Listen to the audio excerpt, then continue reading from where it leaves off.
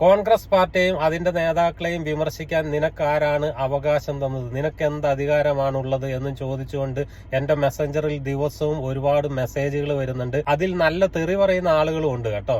അവരോട് എനിക്കൊരു ചോദ്യമാണ് ചോദിക്കാനുള്ളത്. കേരളത്തിൽ അടുത്ത നിയമസഭാ തെരഞ്ഞെടുപ്പിൽ കോൺഗ്രസ് പാർട്ടി, ഇത് ലീഗിന്റെ പിന്തുണയില്ലാതെ കോൺഗ്രസ് പാർട്ടി കേരളത്തിൽ 140 സീറ്റിലും ഒറ്റയ്ക്ക് മത്സരിച്ചാൽ 10 സീറ്റ് പോലും വിജയിക്കാൻ കഴിയില്ല എന്ന വസ്തുത ഈ അന്ധമായ കോൺഗ്രസ് വിശ്വാസികൾ മനസ്സിലാക്കണം. അതേ സ്ഥാനത്ത് കേരളത്തിലെ CPM എന്ന് പറയുന്നത് ഘടകകക്ഷികളുടെ പിന്തുണ ഇല്ലാതെ മത്സരിച്ചാലും 30ഓളം സീറ്റിന് മുകളിൽ അവർ ഒറ്റയ്ക്ക് പിടിക്കാൻ പ്രാപ്തിയുള്ള പാർട്ടിയും പാർട്ടി സംവിധാനവും CPM. അപ്പൊ ഈ കോൺഗ്രസ് പാർട്ടിയെ വിമർശിക്കുമ്പോൾ അത് എന്തുകൊണ്ടാണെന്ന് വ്യക്തമായിട്ട് ഈ അന്ധമായി വിശ്വസിക്കുന്നവർ മനസ്സിലാക്കണം.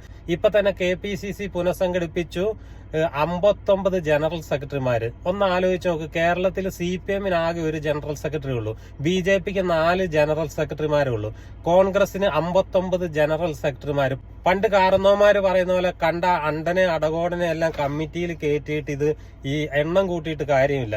നിങ്ങൾ മനസ്സിലാക്കുക, ഈ 59 പേരിൽ അർഹതപ്പെട്ടവർ വളരെ കുറവാണ് എന്ന ഒരു സത്യം കൂടി നിങ്ങൾ മനസ്സിലാക്കണം.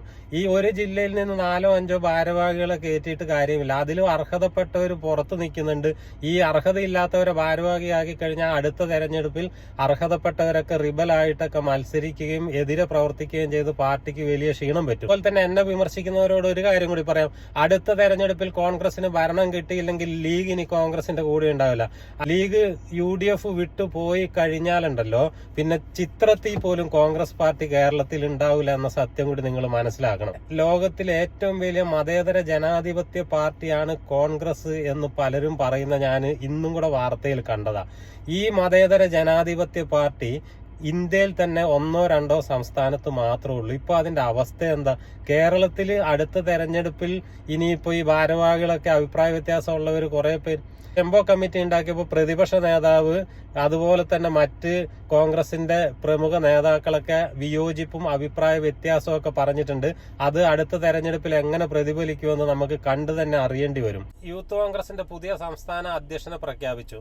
വർഷങ്ങൾക്ക് മുമ്പ് രാഹുൽ ഗാന്ധി യൂത്ത് കോൺഗ്രസ് ഭാരവാഹികളെ തെരഞ്ഞെടുക്കുന്നതിന് ഇലക്ഷൻ നടത്തുകയും പരീക്ഷയൊക്കെ നടത്തിയിട്ട് കഴിവുള്ളവരെ ആ രംഗത്തേക്ക് കൊണ്ടുവന്നിട്ടാണ് ഈ യൂത്ത് കോൺഗ്രസിന്റെ ഒരു സംഘടനാ സെറ്റപ്പ് കൊണ്ടുവന്നത്. അതൊക്കെ കാറ്റിൽ പറത്തിക്കൊണ്ട് ചില നേതാക്കൾക്ക് താല്പര്യമുള്ള ആളെ ഇപ്പൊ പ്രഖ്യാപിച്ച അതൊക്കെ ഭാവിയിലേക്ക് ഇലക്ഷൻ വരുമ്പോഴൊക്കെ ഒരുപാട് പ്രത്യാഘാതങ്ങൾ ഉണ്ടാക്കും എന്ന കാര്യത്തിൽ സംശയമില്ല.